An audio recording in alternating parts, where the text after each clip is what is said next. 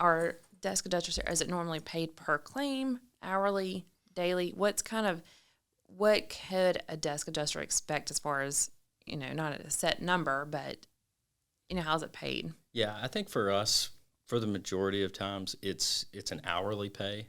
It's not done by, per claim.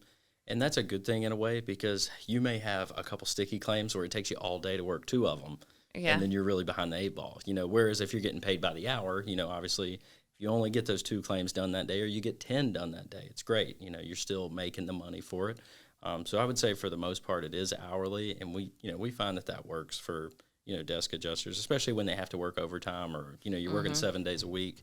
It's nice to have those extra hours. I was going to add that if you need to work, an extra hour or two a day, and you reach out to somebody and say, hey, I need to get caught up on these few things, you work those couple extra hours and you're compensated for it. Right. It's not a daily rate. So especially when it comes into cat season, because while we do work daily claims for the carriers that we work for property claims right now, we do get cat deployments with them as well. Mm-hmm. So in addition to the daily claims that we work, we get the cat deployments, and when those cases come about, you're working 12 hours a day.